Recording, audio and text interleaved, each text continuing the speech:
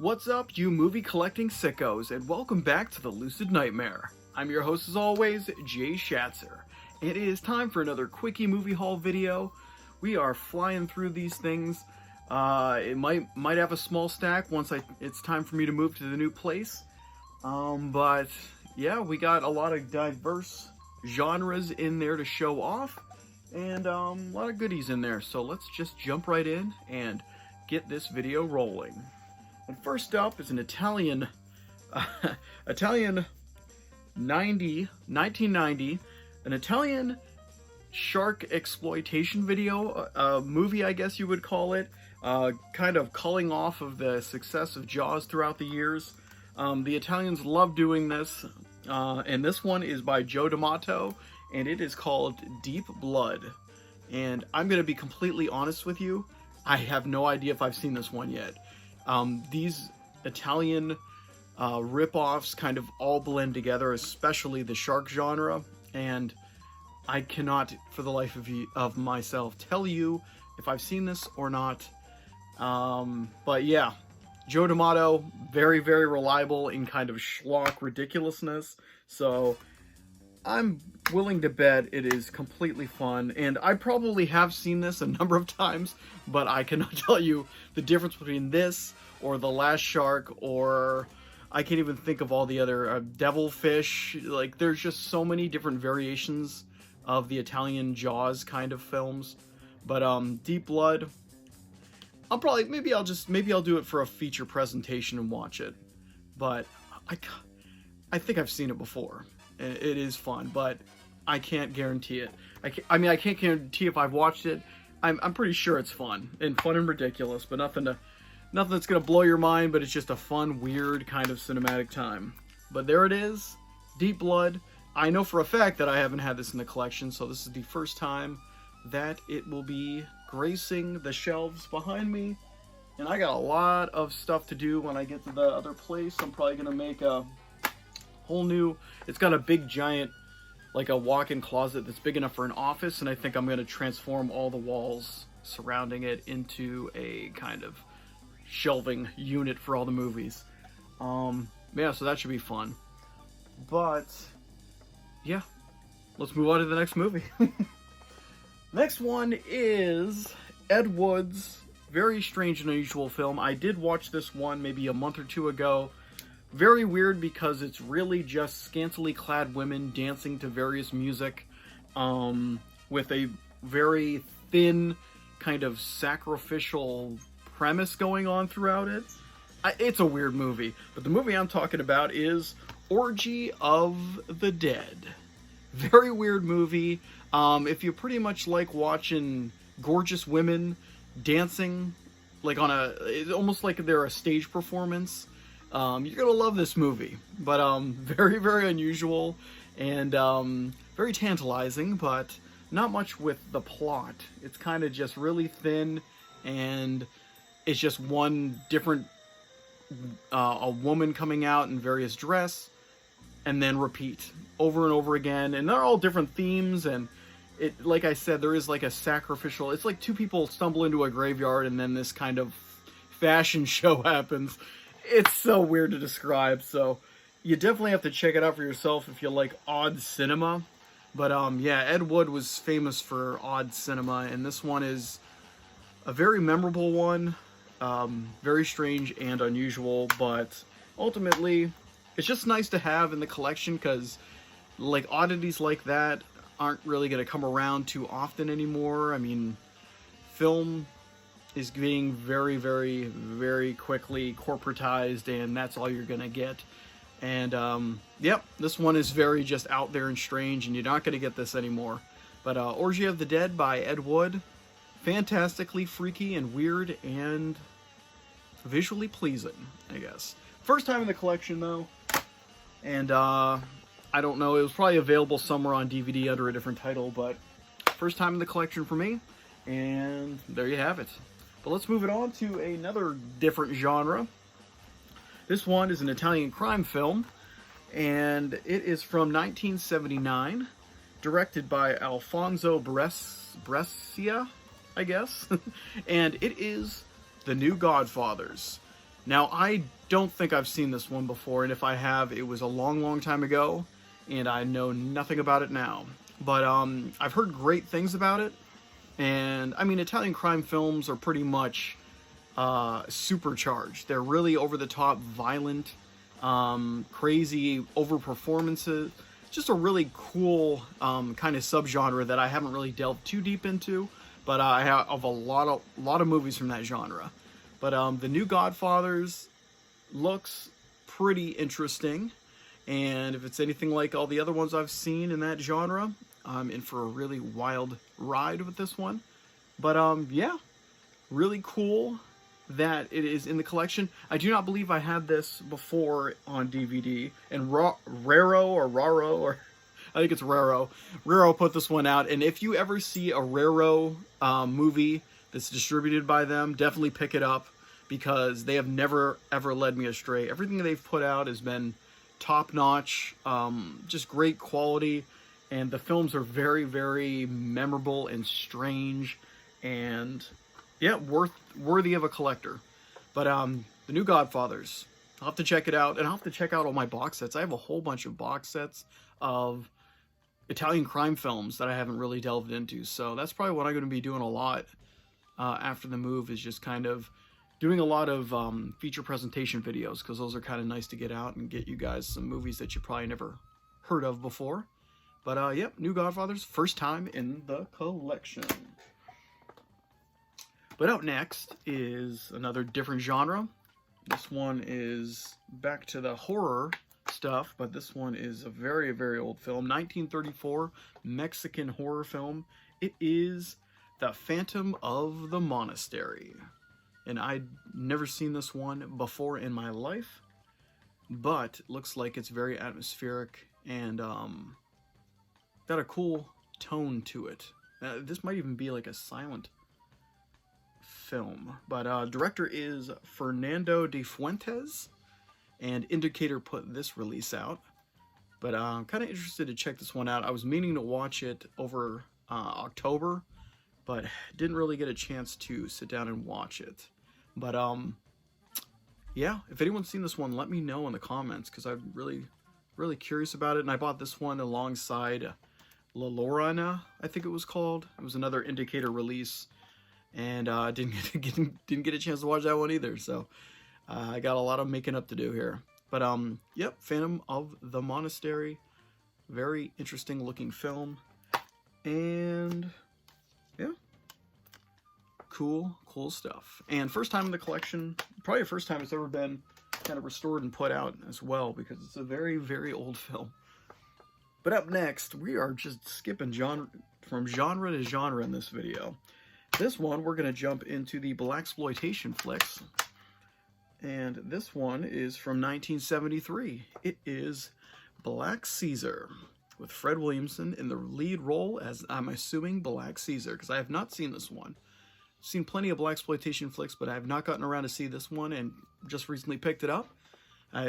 Olive put this one out. Yep, Olive Films put this one out, and they've done a great job in just grabbing up and distributing a lot of just movies that kind of fell under the radar and really never took notice when distributors were putting films out over the years. So I've been really enjoying their output as of recently. But Fred Williamson's always entertaining, charismatic character on screen, so I have no doubt this is going to be a very fun film. And blaxploitation is just a very awesome genre to get into if you haven't ever checked anything out from them, from that kind of subgenre of film. But yeah, Black Caesar looks like it's going to be a hell of a fun, action-packed ride. But yep, first time of the collection. And up next is a Japanese film. We are all over the place. This is a Japanese kind of Yakuza film with a kind of hitman crime story, and it's put out by Criterion. It is Branded to Kill. Now this one is very beautifully shot. Seijun Suzuki directed this one, I think. And what year is this? 1967. So 1967, 16 cinema 60s cinema in Japan was fabulous.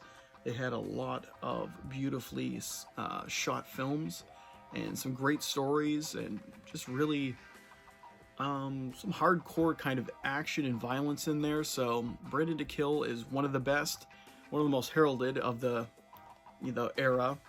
And I've owned this prior on one of the other Criterion releases, but I wanted to upgrade it, so upgraded it, and it's back into the collection, looking better than ever. But Branded to Kill, fantastic film. Oh, we did a lot of movies in this one. Alright, up next, I do not know anything about this movie, and I swore I owned it already, but then I kind of looked at the screenshots for picking it up, and I'm like, yeah, I don't think I have this in the collection. Definitely haven't seen it before, and looks pretty interesting because I've never really heard of it before. But it is Grave of the Vampire, and this one is put out by Scream Factory, and I don't know anything about this one, like literally, so I should probably check this one out because it looks like it's right up my alley. And trying to see what the actual year of this movie, 1972. Yeah, I don't know anything about this vampire movie. It's a 70s, early 70s vampire film. Looks pretty entertaining. Scream Factory put it out, so yeah, I'm kind of ashamed I haven't watched this one yet. And if I did, I probably forgot it, but none of the screenshots look familiar. But if anyone's seen any of this, yeah, let me know. Looks pretty cool. But yeah, first time in the collection that I'm aware of.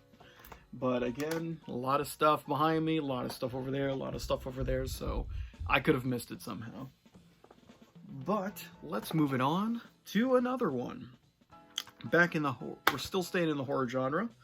And this one is another Scream Factory release. And I have not seen this one either, but I have heard of it. It's from 1962, so we're in the early 60s, back in the 60s. And this is Dr. Bloods Coffin. Cool title. Hopefully it's a cool movie.